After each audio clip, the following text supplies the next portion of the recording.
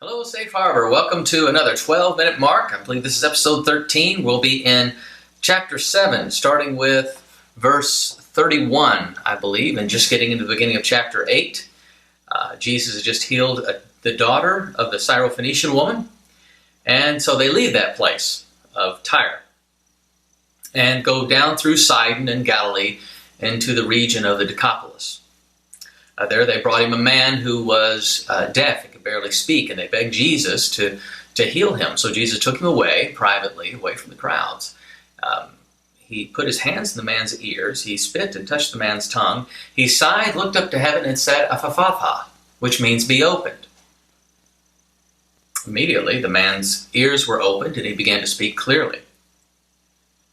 And Jesus commanded them not to tell anyone. But the more he kept asking them to do that, the more they just kept talking about it. They were overwhelmed with amazement. "He's done everything well," they said. "He even makes the deaf hear and the mute speak." Well, during those days, a large crowd again gathered. And Jesus had the disciples come to him, and he said, "I have compassion on these people. They've already been with me for 3 days and have had nothing to eat. If I send them home now, they will collapse on the way." And the disciples said, "But where in the world, out in the middle of nowhere, are we going to find enough bread to feed these people?" Jesus said, "How many loaves do you have?" "7," they replied. And so Jesus had them set on the ground, and he took the 7 loaves. He gave thanks and broke them and gave them to the disciples to set among the people. They had a few small fish there. They gave thanks and distributed them as well. They ate and were satisfied, and the disciples picked up 7 baskets of leftovers. The number of men who had eaten were about 4,000. And then they got into the boat, and they went to the region of Dalmanutha. There, some Pharisees came to them, and demanding from Jesus a sign from heaven. But Jesus, sighing deeply in his spirit, said, "Why does this generation ask for a sign? I tell you the truth, none will be given it." We'll stop there. That will cover three good stories there. This, as I've mentioned before, every time Jesus does a miracle or a healing, there's always more to it than just the miracle or the healing. There's some theological lesson, or there's something different, something that stands out about it. This miracle isn't one that's highlighted typically. It's only in Mark, and it seems a bit strange because typically Jesus has done all his miracles by simply his will. Back in the ancient world and all the way up to the modern day, when people do miracles, there's usually large incantations. There's all the hocus pocus. There's the potions. There's the rituals. There's all this stuff that goes into making the magic happen. And Jesus is the anti-hype of all that. He just wills it, and it happens. That's the authority that's amazing everyone all the time. I mean, he just, in the last episode, healed this girl, never even met her, wasn't even in the same area that she was in, but just by the power of his will, he healed her. And he does that several times. So it's odd that to this guy, he puts his hands in his ears and he does this little ritual. So that kind of stands out for us. Others have maybe highlighted that so far, Jesus seems to have a great difficulty getting his people to hear and understand. Their hearts are hardened, their ears are not open, their eyes are closed, and that maybe this could be a little bit of a parable healing to where, if people would just receive what Jesus is doing, they would be able to speak the word clearly and they would be able to hear from him clearly. That's a possibility. It does come right in between some episodes where his disciples just don't seem to get it. So maybe it's a lesson.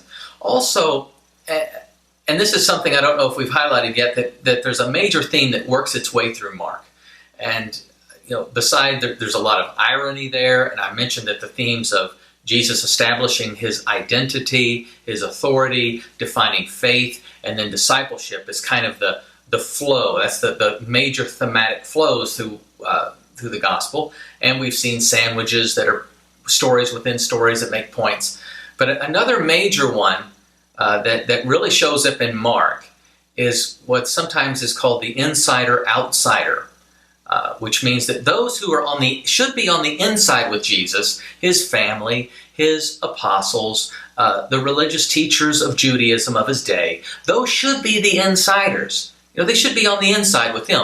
And the outsiders, the sinners, the tax collectors, the Gentiles, a Syrophoenician woman, and this man are the outsiders. Jesus here is in Gentile territory, in the Decapolis. It's the same area where the first man that he healed, the Gerasene demoniac, with the demons that went into the pigs, he's back in that same area. And what we continue to see in Mark is that it seems to be the outsiders, the Gentiles. It'll be some of the Roman soldiers. It'll be those who we would least expect to be on the inside with Jesus. They become the insiders through faith. And that those who should be the insiders based upon their upbringing, their Jewishness, their religious training or whatever, those who should be insiders with Jesus they're really on the outside. And that has to do with who will recognize him and who will have faith in him and who will follow him. And so that's what we see. Even though Jesus spends not quite as much time in the Gentile regions over the 3 years, in Mark we see a very large proportion of his miracles happening in Gentile lands. And Mark, being the gospel written to the Greeks and Gentiles, is why that's highlighted. And so Mark is really there for the people who feel maybe alienated. If you've ever felt like, well, I'm not an insider. I don't have the influence. I don't really mix well with this group or that group, or I feel like I've been shunned or whatever. Mark particularly goes after connecting with that type of people that have that sense of feeling. And we've all felt that at times, and we've probably all been guilty of it, to be honest with you, at times, even unwillingly. So he really reaches out to that. And this is another example that Jesus is actually, touching and doing this miracle, touching the Gentile, which, again, would be shocking to the Jews that he's doing that. And then we have a replay of our feeding of the 5,000, and we see Jesus, again, many similarities, filled with compassion. They ask the same thing: where are we going to get all this? And remember, the last one, their hearts were hardened. They didn't recognize him when he was walking on the water. Their hearts were hardened. They didn't recognize or understand the miracle of the loaves. Well, they still don't understand the miracle of loaves, because the same opportunity rises and they exhibit the same lack of faith. They pass out the same thing. They have the same, a tremendous amount of leftovers, and then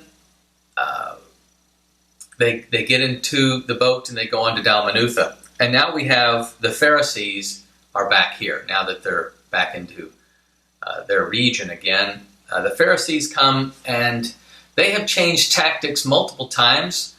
They have questioned him directly. They've questioned his disciples directly about why they do what they do. If you remember earlier on, after they couldn't question his power anymore, they said, well, your power must just be from Satan. And Jesus said, well, that's absurd. That doesn't make any sense. And now they want to come and they want to call the shots. And so they're kind of daring him, kind of the bullies on the block who come and try to dare you to do something. And they demand a sign from heaven, something on a scale that connects Jesus with cosmic power, God from above. Not just a little healing or something like that may be fake, or that someone could try to do, but what would be an absolute irrefutable sign from heaven. And he's already had the baptism. That was a sign from heaven. Here we're getting ready to have another sign really quick. And in chapter 9, the Transfiguration. And Jesus just sighs deeply. He's not angry at them at this point. Perhaps he's still frustrated. But the idea is that Jesus is looking for those who will believe, and that belief to have faith. That's what he's seeking for. That's what connects you to Jesus, is faith. And to demand a sign is the opposite of faith. You can't talk about having faith when you're constantly asking for proof, when you're constantly saying, I need all the evidence. We live in our world, we have some parts of our world where, wow, I need evidence to make this decision. I need to have all my, all the numbers laid out, or this has to be proven to me over and over again, and then I'll make a decision. That's appropriate in certain types of decisions. But even if Jesus were to do something, it wouldn't produce faith. Jesus has been going around doing miracles now left and right. He's not been hiding these from the Pharisees. And so they come from a hostile doubt point of view, and no matter what he does, they're going to dismiss it somehow. And he says, I will not give you that. I'm not going to just, produce things. Jesus never does a miracle just to satisfy himself or to satisfy someone else. All of the signs and the miracles are always cased inside the demonstration of his authority that leads to a ministry to build faith. But he has no interest in just doing tricks for them. He's looking for real faith, and they will not have it. All right, well, that'll take us about to the end of our 12-minute mark, and we hope to see you soon again for our next episode. God bless you.